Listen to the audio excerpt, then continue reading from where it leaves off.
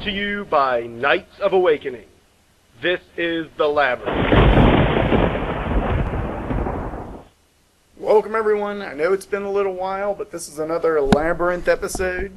And you know, I've been in the mystical community and the Jedi community and been working with mysticism and the things inherent to that for a very long time. In fact, most of my adult life I've been into these things, into either mysticism or energy work of some kind. You know, I've been around a really, really long time. And you know, when you're around for a really long time, you start to feel like you've seen it all. Like there's nothing left that you really haven't seen yet. Nothing new. Nothing truly different. And, you know, when I say I thought I'd seen it all, I'd hoped I was right. I really hoped I was right. You know, like a man beaten.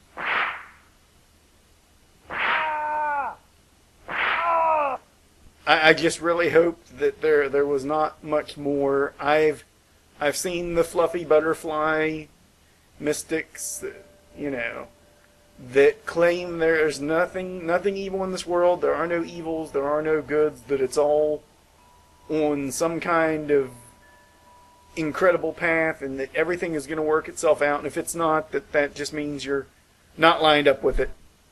I've met the people who claim, you know, absolute power. And I've met people that so many touched souls. Yeah, that's the word I'm looking for, touched. And I'll get into some of those in a minute. And I thought I'd seen it all. I thought I had. I've met people that claim to have been descended partially from angels and gods. And you know, I get that. I get that. We have spiritual connections so deep that they may even be genetic to us. And I get it. You know, you feel that you're part angel. And every once in a while, I'll talk to someone, and the next thing I know, I'm on the Ferris wheel. You know, and it's not good. It's not good. I know that it's happening. I know that I'm no longer in Kansas anymore. And I ran into one recently that was the topper. The topper for all of them. The topper for all of the silly, crazy, wacky bullshit that I've ever heard. I met someone who claimed that they got pregnant in the Astral Plane. Because that's what it would take, is a bolt of lightning to make that happen. Today's episode is devoted to wacky ass bullshit that I've heard in mysticism, why you don't want to buy into it too much, and the difference between wacky ass bullshit and functional mysticism, and how to obtain it. How to obtain functionality within your mysticism. We're going to start, of course, with astral pregnancy. Now, I don't know if the person just, you know, they forgot to use their astral condoms, or if they didn't use astral projection, or if they forgot to take the morning astral pill. Yeah. Alright. But, you know, I had someone say to me recently, he said, yeah, I have my astral baby. And I was like, you mean a thought form, an entity that clings to you perhaps, that you've become like a parent to? No, I gave birth in the astral plane. Bullshit! Which was my response. Just, I don't know how else to begin but saying what utter bullshit that is. That this thing, be it sentient, is now giving birth to the process of the astral plane as if though this occurred in the physical plane. And this is where you have someone who cannot disassociate physical reality, I suppose, from mystical realities. They don't understand energy as a tool of the mind or imagery as a representation of energy. This is probably the kind of person that believes a symbol has power just because it's a symbol, or that you can make a technique work just on hope and faith, that no amount of energy is necessary to put into it. They may believe any number of things, and they may even think they're a smurf. I don't know. But this one was the top one. So today's show is astral pregnancies and other bat-shitting topics. And I'll get into what I mean by a bat-shitting topic in a minute. The first thing to cover, though, is the nature of these types of experiences. What you have is someone who's bought into their own... This is the first type of experience, things like astral pregnancy. Someone who's bought into their own bullshit that they've become delusional. This is different from a talpa, or a thought form, or a created entity, and I've done shows on those. Those things are an extension of your will. When you die, they're going to go with you, unless you can imprint strongly enough on an object or something physical. That's the generally agreed upon consensus in classical and modern mysticism. These things don't have life of their own, unless it's, a friendly spirit. And this may be a friendly spirit that has fused their energy with this person in order to go through the birthing experience on the astral. And if that's the case, I would seriously concern myself with why a spirit wanted to do this, since it is the most unnatural act within a plane that is pure thought to go through. In a place where reality is shaped by will and intent, by focus and mentality, where the very essence of the ground is a constructed entity within the mind and an interpreted entity of energetics, giving birth is as rare as catching an astral head cold or bleeding to death on the astral plane.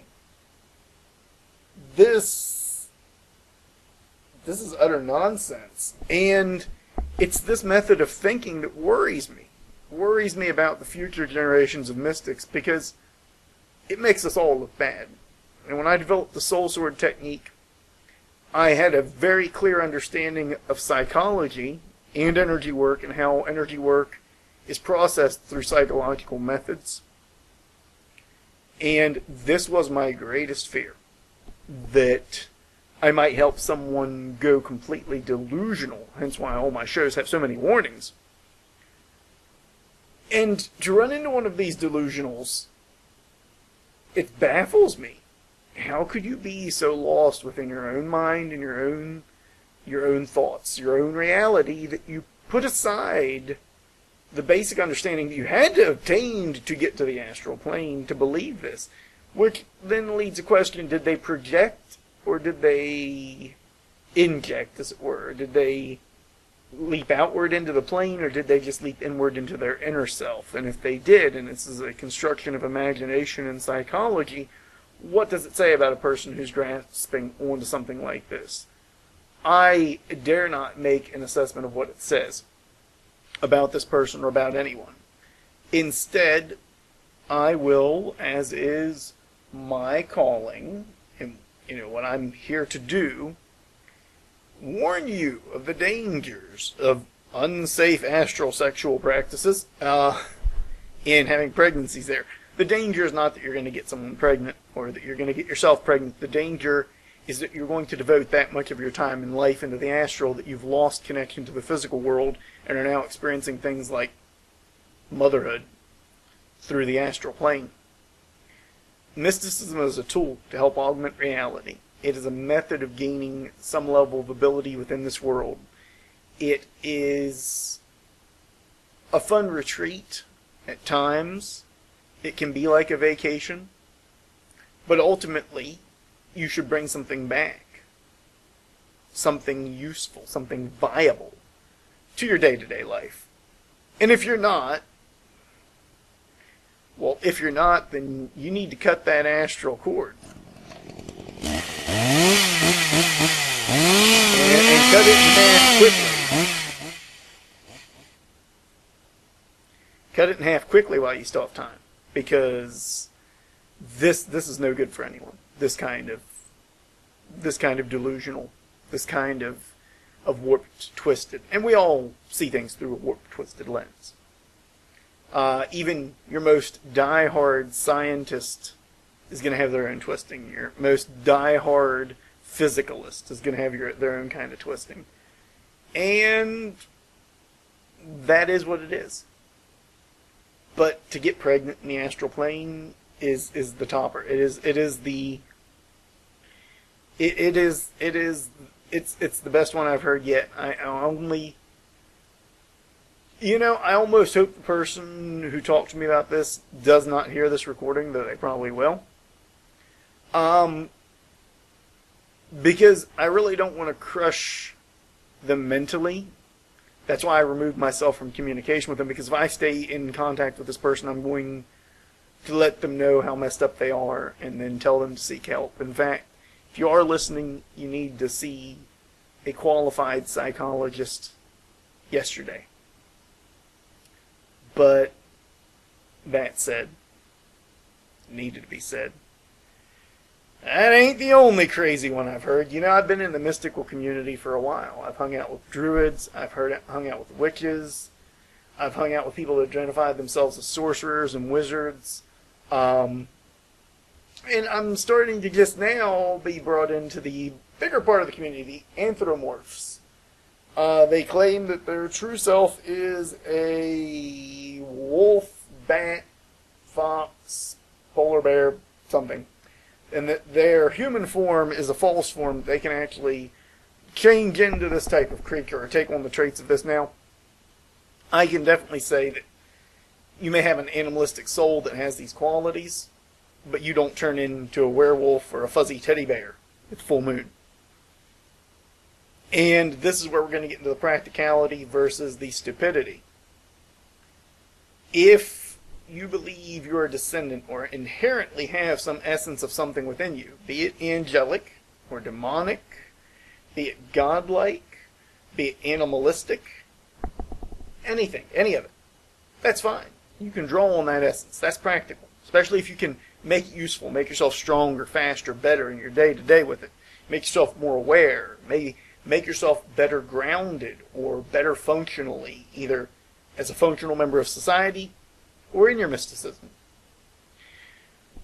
But when you start thinking that you transform into these things, you become a really bad Bugs Bunny cartoon really quickly. And I hate to tell you, but the joke's on you, Doc. You probably need help at that point. It's one thing if you partake in a culture in which training is done.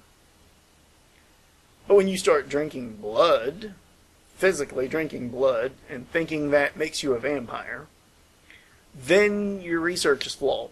That's like the people that are swinging toy lightsabers and they think it makes them a Jedi. It's like the people that LARP with foam weapons and it thinks that makes them a Norseman. If your path, whatever your path is, whatever you're doing, is adding to your life and helping define your life, that's one thing. When you're lost in fantasy within it, that's a whole other. And there's a thin line between encouraging fantasy and imagination within mysticism and jumping the shark. And some people equip jetpacks to jump the shark, it seems. Because if they're going to jump it, they're going to get some distance. So, that shitting craziness, the anthropomorphs, the people that believe their soul is completely something else. Why isn't I run into so many of these, and yet I can sense energy as well as anyone, and your spirits never feel any different to me. Some older, some younger. Usually the more insistent they are that they're a werewolf, or a vampire, or a frickin' Turtlesaurus Rex. Usually with those younger souls, definitely. People that say they have some of that essence within them, tend to be older souls. And I think what it is that they're mentally gaining a truth of the character traits of who they are, where their soul may originate from. And these legends come from somewhere. These ideas, these myths spring into the mind from somewhere. I'm sure there's entities out there that identify with these concepts. But I got news for you. Unless you were born furry and transform at the full moon, you're not a werewolf. And unless you've ever taken flight of your own power, you're probably not a vampire. At least not, like the kind that talks like this. You gotta check yourself. You're not turning into bats. And you're certainly not shitting bats, which gets me to the next one. Darksiders that are evil and shit bats frequently. This is the last thing I've come into contact with within the mystical community. And it really shocks me, since 98% of the mysticism you're going to run into is healing or harming directly. Some of it is energy manipulations for gain. Some of it's luck alteration. A large amount of it is protection and warding, and some of it is mystical warfare. Some of it really is. And those proficient in that are maybe 1 in 100, maybe less.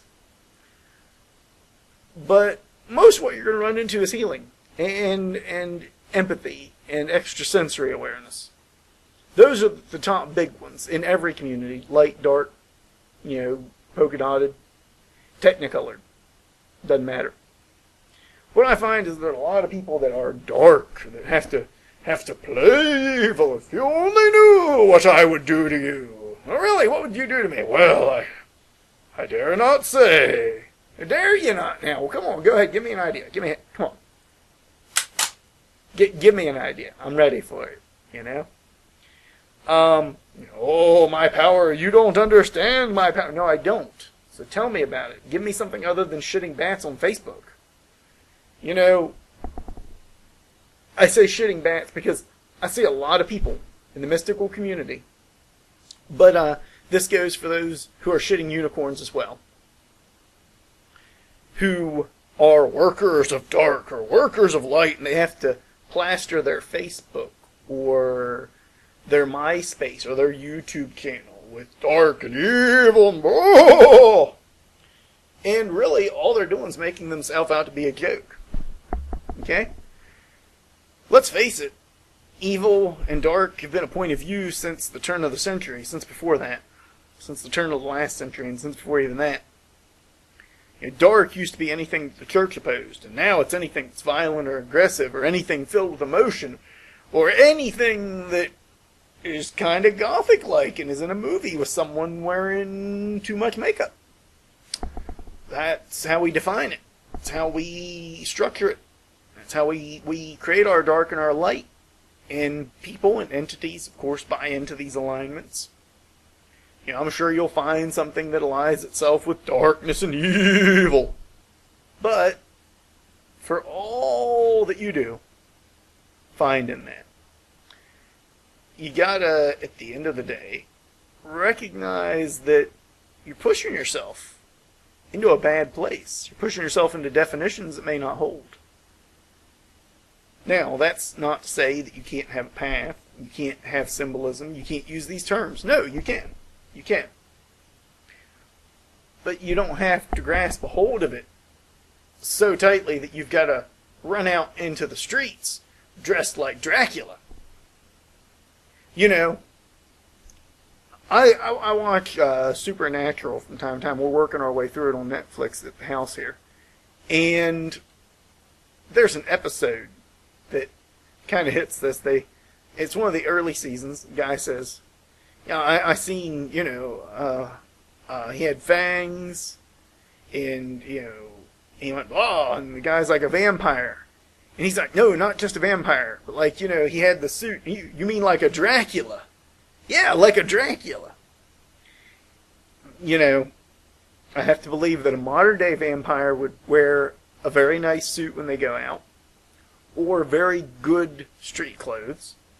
Probably would fly under your radar so well that you'd never notice them. And whatever they did in terms of energy work, they certainly wouldn't be parading it for you to see. Moreover, I'd got to believe that a modern-day vampire wouldn't expose themselves directly. Wouldn't take the risk of letting people know who they are, what they are. And I think this goes for modern-day werewolves. I think your modern-day werewolf is more likely to have, a wolfskin coat that they wear. Or an amulet made of wolf's hair that they carry on them. I don't think they're going to get on their Facebook and post 187 pictures of bat-shitting awesomeness. No, they won't. No, they won't. And if you're doing that, God's bless you. My gods, your gods, everybody's gods. You need all the help you can get. I'm not just going to hit the Darksiders. I'm going to hit the Lightsiders too, because, the so-called Saint of Saints, if you're Christian, the King of Kings, the greatest kind man to ever walk the face of the earth, Jesus Christ, walked around in tattered robes.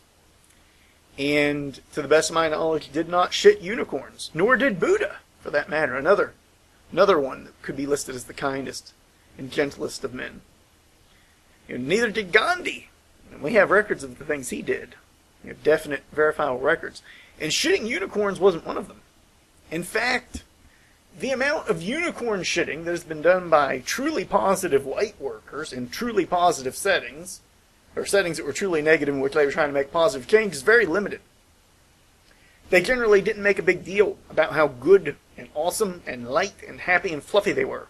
They were usually very harsh people, very stern, very forward, very directed. But they weren't shitting unicorns. They weren't shitting butterflies, shitting unicorns. Okay? They didn't put billboards up or hang posters up around their local mall or theater with pictures of vibrant colored fairies. They just didn't do it.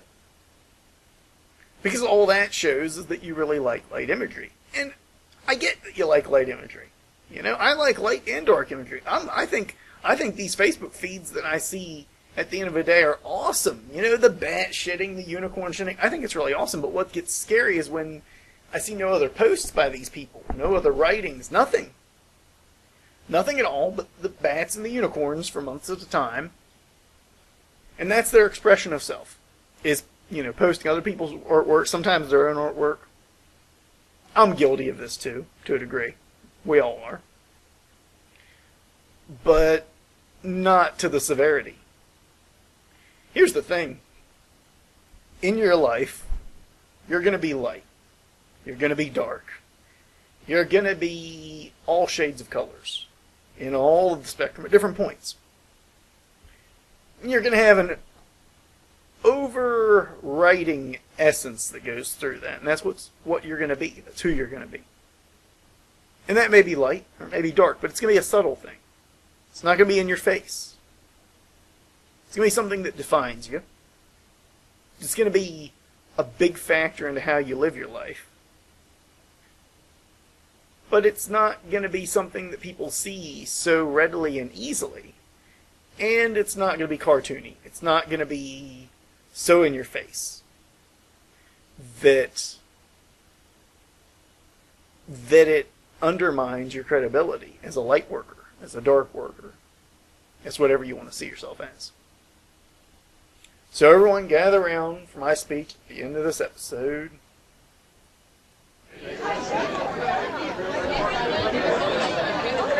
My people, I once had a dream. I once had a dream that all the little dark energy workers and all the little light energy workers could get the hell together. That they could take their enemas and stop shitting bats and shitting unicorns all over my Facebook feed.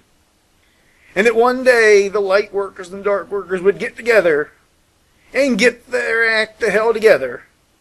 And that they would awaken the night within.